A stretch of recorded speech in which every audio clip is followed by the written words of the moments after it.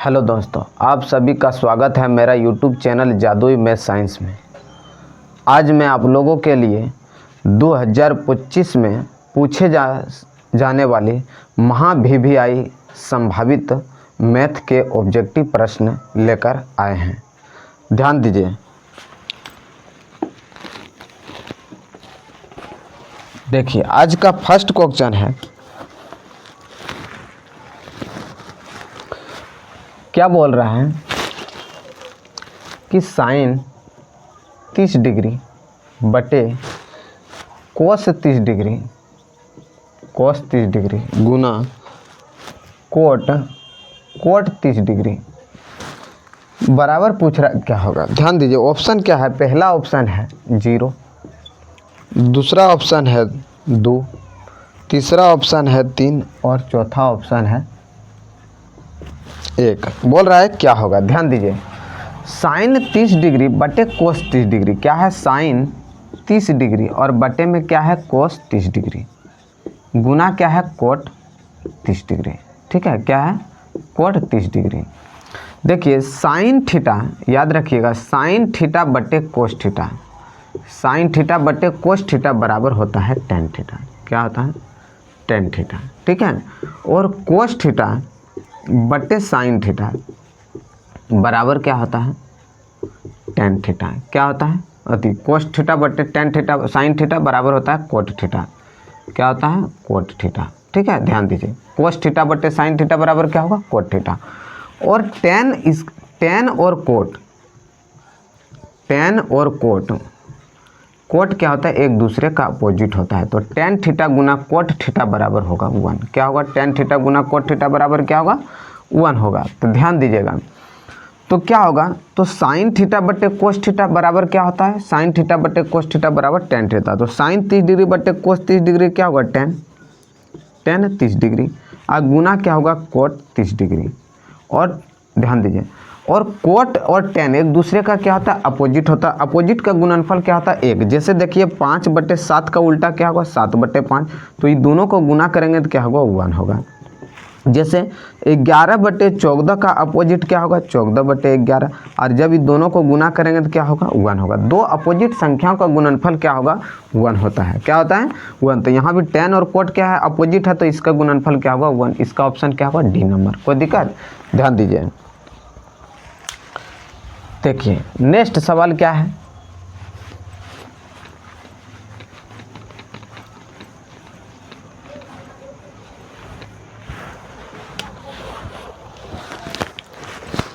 दूसरा सवाल देखिए क्या है, 1 माइनस टेन स्क्वायर 45 डिग्री बटे 1 प्लस टेन स्क्वायर 45 डिग्री इतना बराबर पूछ रहा है कि क्या होगा। देखिए, पहला ऑप्शन क्या है, पहला है साइन 90 डिग्री, साइन 90 डिग्री। दूसरा है साइन 0 डिग्री। तीसरा क्या है, टेन 90 डिग्री। और चौथा क्या है, चौथा है साइन 45 डिग्री, साइन 45 डिग्री। ध्यान दीजिए, अब देखिए, तो सबसे पहले देखिए क्या लिखा है, 1 माइनस टेन स्क्वायर 45 डिग्री बटे क्या है, 1 प्लस टेन स्क्वायर 45 डिग्री। ठीक है, तो क्या होगा, देखिए 1 minus ten square 45 degree, ten 45 degree का मान कितना होता है, 1 होता है। तो क्या होगा, 1 का स्क्वायर बटे क्या होगा, 1 प्लस टेन 45 डिग्री का मान 1, तो 1 का स्क्वायर। तो क्या होगा, 1 माइनस 1 का स्क्वायर तो 1 ही होगा, और 1 और प्लस 1 तो क्या होगा, ऊपर में 0, नीचे क्या हुआ, 2 से भाग करेंगे 0। इसका आंसर कितना होगा, 0। तो कितना डिग्री का मान 0 है, तो ध्यान दीजिए, साइन 90 डिग्री का मान कितना होता है, 1। साइन 0 डिग्री का मान ही होता है 0। तो आंसर क्या होगा इसका, 0 होगा। टेन 90 डिग्री का मान क्या होता है, ठीक है, टेन 90 डिग्री का मान क्या होता है, साइन 90 और बटे कोस 90। तो कोस इसका मान होता है इन्फिनिटिव। टेन 90 डिग्री का मान क्या होता है, इन्फिनिटिव। साइन 45 का मान होता है 1/√2। ठीक है, तो किसका मान होगा, साइन 0 डिग्री के बराबर होगा 1 माइनस टेन स्क्वायर 45 डिग्री बटे 1 प्लस टेन स्क्वायर 45 डिग्री। ठीक है, नेक्स्ट सवाल देखिए,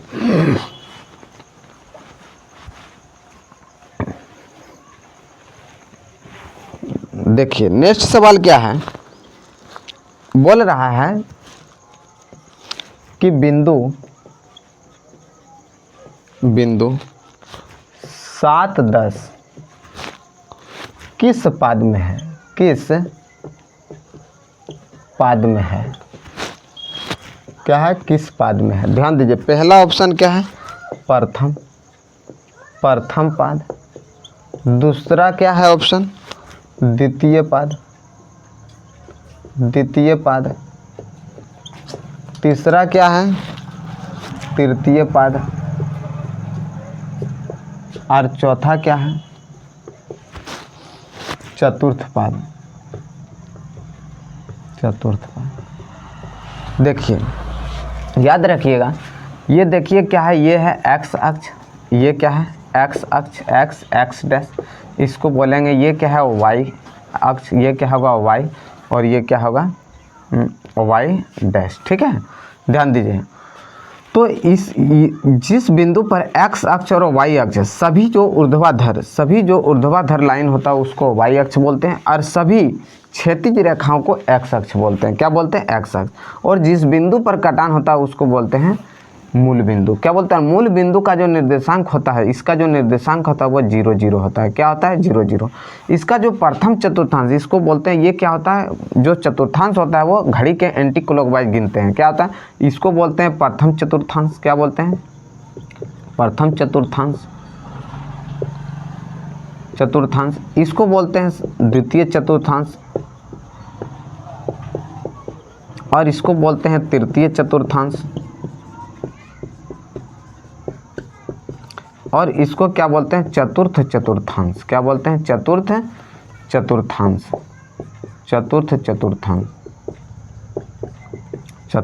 क्या बोलते हैं, चतुर्थ चतुर्थांश। तो प्रथम जो चतुर्थांश में चिन्ह होता है वो प्लस होता है। क्या होता है, प्लस। द्वितीय चतुर्थांश में होता है माइनस प्लस। क्या होता है, माइनस प्लस। तृतीय चतुर्थांश में होता है माइनस, और चतुर्थ चतुर्थांश में होता है प्लस माइनस। क्या होता है, प्लस माइनस। क्या होता है, प्लस माइनस। ध्यान दीजिए, तो इसका मतलब यहाँ क्या बोल रहा है कि बिंदु 7 और 10 किस पाद में है, किस पाद में है। तो 7 क्या प्लस में, 10 भी क्या प्लस में, तो प्लस किस में, प्रथम चतुर्थांश। इसका मतलब क्या होगा, प्रथम पाद आंसर होगा। कोई दिक्कत, ध्यान दीजिए। नेक्स्ट सवाल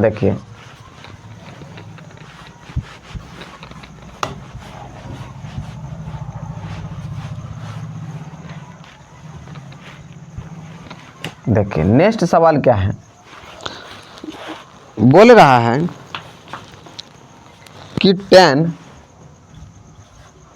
45 डिग्री और अनुपात tan 60 डिग्री का मान क्या होगा।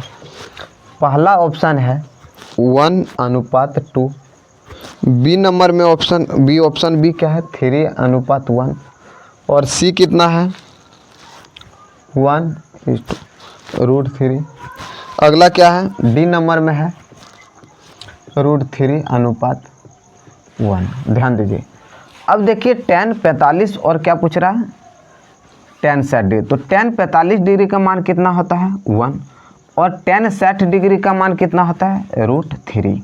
तो इसका आंसर क्या होगा 1:√3। कहाँ है 1:√3, ऑप्शन सी। 5 नंबर सवाल देखिए, क्या बोल रहा है, 5 नंबर बोल रहा है एक्स अक्ष पर स्थित, एक्स अक्ष पर स्थित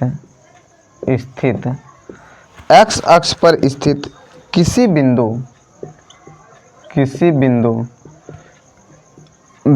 का एक्स अक्ष पर स्थित किसी बिंदु के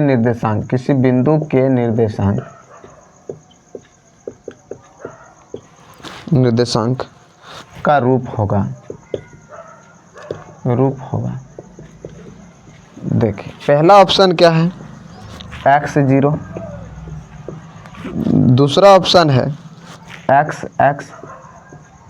तीसरा ऑप्शन क्या है 0y, और चौथा ऑप्शन क्या है xy। ध्यान दीजिए, पहला पॉइंट ध्यान दीजिएगा कि x अक्ष पर ध्यान दीजिए, ये क्या है, इसको बोलते हैं x अक्ष, और इसको क्या बोलते हैं, ओवाई अक्ष। क्या बोलते हैं, ओवाई अक्ष। एक्स अक्ष पर याद रखिएगा, एक्स अक्ष पर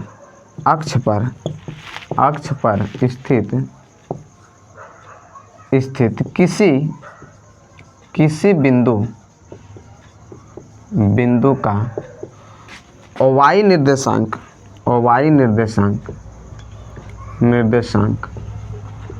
अर्थात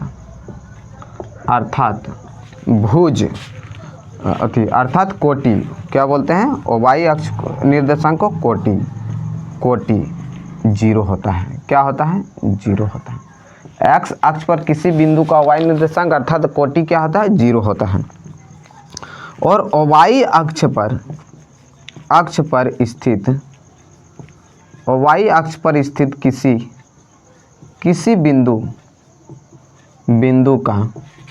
किसी बिंदु का एक्स निर्देशांक को क्या बोलते हैं, भुज। एक्स निर्देशांक अर्थात भुज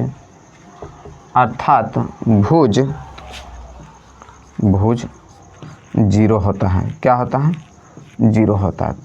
तो भुज क्या पहला, और किसी भी बिंदु का निर्देशांक लिखने के लिए सबसे पहले भुज लिखते हैं, उसके बाद कोटि। क्या बोलते हैं, पहले भुज उसके बाद कोटि। किसी भी बिंदु का निर्देशांक लिखते वक्त सबसे पहले लिखते हैं भुज, मतलब एक्स, मतलब मूल बिंदु से एक्स अक्ष की दूरी। इधर से मान लीजिए यहाँ पर कोई बिंदु है तो यहाँ से यहाँ की दूरी पहले लिखेंगे, उसके बाद यहाँ से यहाँ तक की दूरी। ठीक है, तो पहले भुज उसके बाद कोटि। तो यहाँ देखिए एक्स अक्ष पर स्थित किसी बिंदु के निर्देशांक का जो रूप होगा उसमें वाई निर्देशांक जो होगा वो क्या होगा, 0 होगा। वाई निर्देशांक क्या होगा, 0। तो देखिए वाई के स्थान पर 0 कहाँ है, तो यहाँ तो एक्स है, ये तो नहीं होगा, ये गलत है। ये भी यहाँ y तो 0 होना चाहिए, 0 नहीं, ये भी गलत है। यहाँ y है, ये भी गलत है। 0 कहाँ है, ए नंबर में। तो इसका आंसर क्या होगा, ए नंबर में y निर्देशांक 0 होगा। ठीक है, देखिए नेक्स्ट सवाल।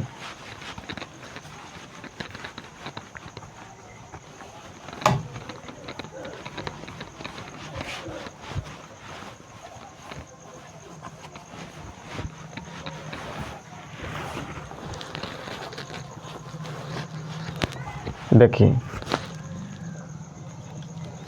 क्या है, बोल रहा है कि यदि एक छड़ की लंबाई और उसकी छाया का अनुपात, एक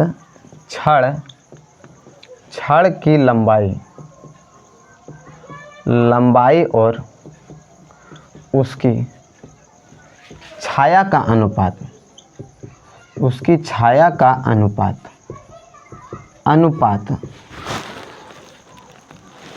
1/√3 है तो सूर्य का उन्नयन कोण है। देखिए पहला ऑप्शन क्या है, 30 डिग्री, 45 डिग्री, 60 डिग्री और क्या है, 90 डिग्री।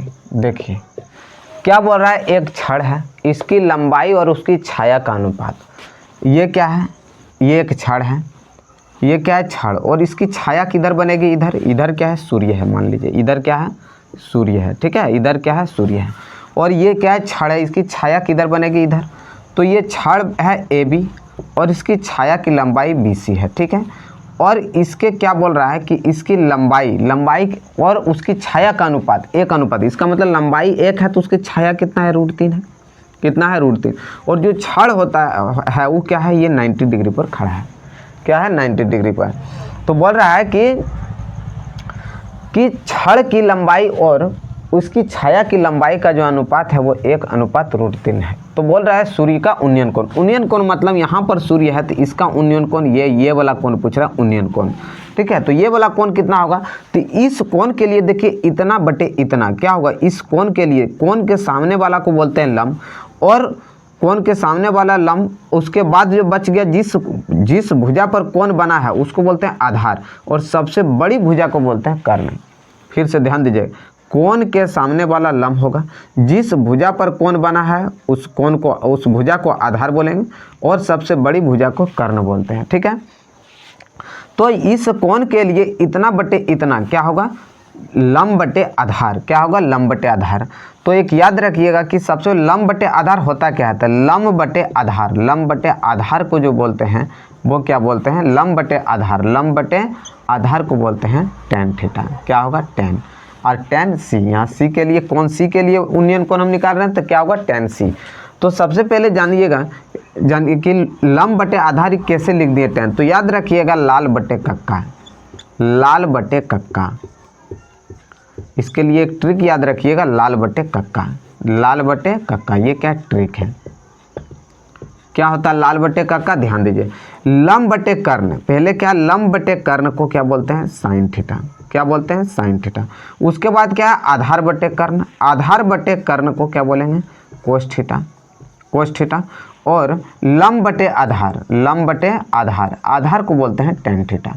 क्या होगा, tan थीटा। अब देखिए इसका वो अपोजिट क्या होगा, अपोजिट क्या होगा, अगर यदि कर्ण बटे लंब पूछेगा तो साइन का अपोजिट क्या होगा, कोसेक। अगर यदि कर्ण बटे लंब, कर्ण बटे लंब कोसेक थीटा, कोसेक थीटा। उसके बाद कर्ण बटे आधार, कर्ण बटे आधार सेक थीटा, सेक थीटा। और आधार बटे लंब को क्या बोलेंगे, कोट थीटा, कोट थीटा। क्या बोलेंगे, कोट थीटा। ठीक है, ध्यान दीजिए। तो यहाँ पर क्या पूछ रहा है हम, यूनियन कोण इसका निकालना। इस कोण के लिए इतना बटे इतना क्या होगा, लंब बटे कर्ण, लंब बटे कर्ण। तो लंब अति इसके लिए क्या होगा, ये वाला होगा लंब, ये होगा आधार, ये क्या होता है कर्ण। तो इस कोण के लिए इतना बटे इतना, लंब बटे आधार। तो लंब बटे आधार क्या लिखे हैं, लंब बटे आधार tan, tan होता है। तो tan c के लिए निकालना है। तो tan c, ध्यान दीजिए, tan c बराबर लंब क्या है मेरा AB और आधार क्या है मेरा BC। और AB का मान कितना है 1 और BC का मान कितना है √3। और tan कितना डिग्री का मान 1 बटे √3 होता है, तो हम लिख सकते हैं tan 30 डिग्री बराबर 1 बटे √3। क्या लिख सकते हैं, 1 बटे √3। इसका मतलब क्या हुआ, ये C का जो मान है कुछ नहीं कितना है 30 डिग्री। तो इसका आंसर कितना होगा, 30 डिग्री। कोई दिक्कत, ध्यान दीजिए।